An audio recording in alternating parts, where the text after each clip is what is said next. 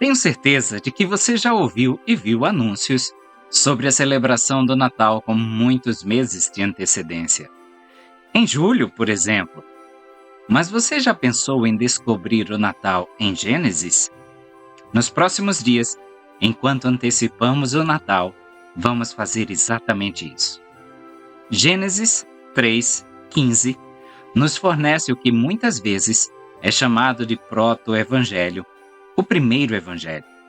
Eram necessárias boas novas, porque a ordem de Deus de não comer da árvore do conhecimento do bem e do mal foi desobedecida. E a punição prometida por tal desobediência era a morte.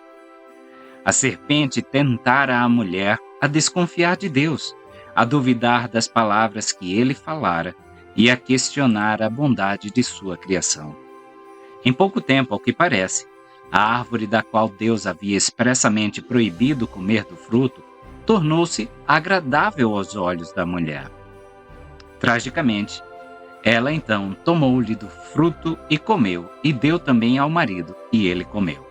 E assim, Eva ouviu a serpente, Adão ouviu Eva, e ninguém ouviu a Deus. Gênesis 2:17, capítulo 3, versículos 1 a 6.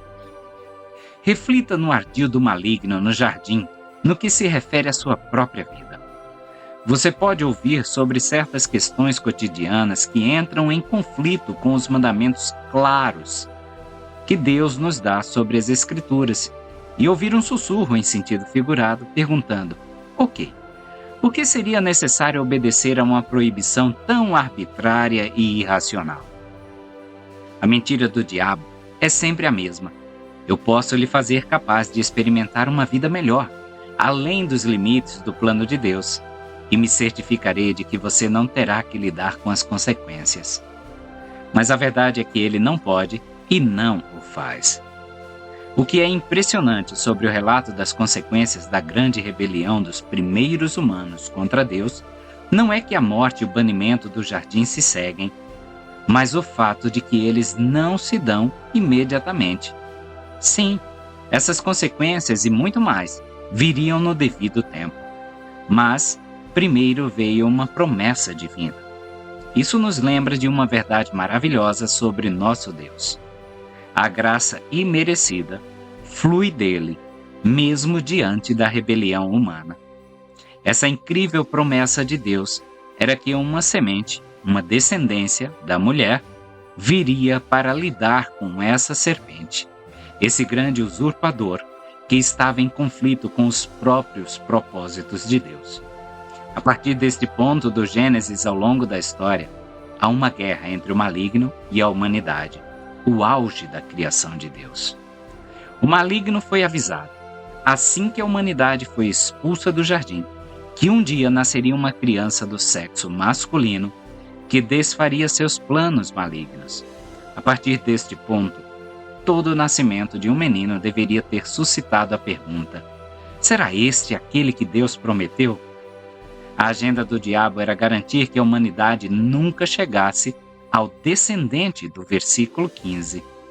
A partir daí, é Golias contra Davi, os babilônicos contra Jerusalém, Nabucodonosor contra Daniel e muitos outros exemplos em todo o Velho Testamento. Não é exagero dizer que Satanás estava tentando com todas as suas forças impedir o Natal por milhares de anos. Pois o que o povo de Deus marca como um dia de celebração foi, certamente, na época, o pior momento da existência do diabo. Quem mais poderia estar por trás do projeto de Herodes, que consistia em destruir todas as crianças do sexo masculino com menos de 2 anos de idade? Ele estava procurando destruir o que Deus havia planejado.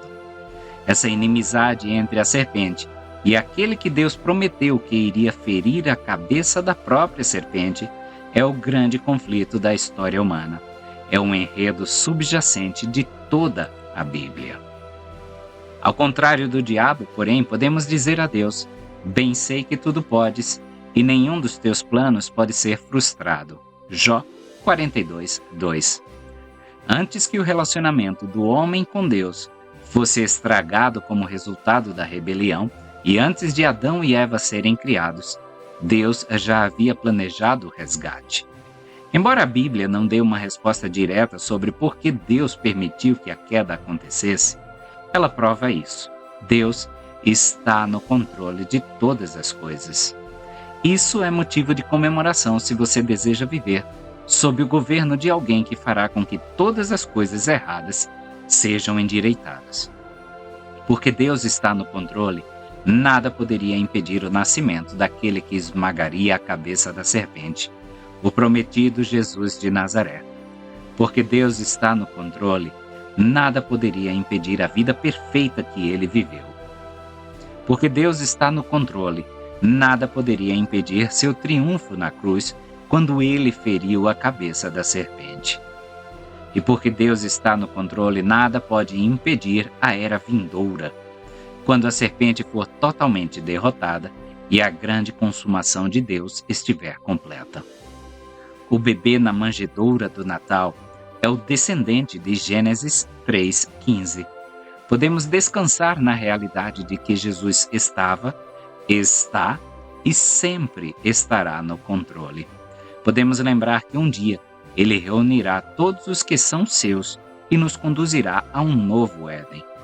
Podemos nos alegrar, aguardando o dia em que ele dará a cada um dos seus o privilégio de desfrutar da vida eterna sem pecado, sem tristeza, sem doença, sem amargura, sem divisões familiares, sem disputas políticas.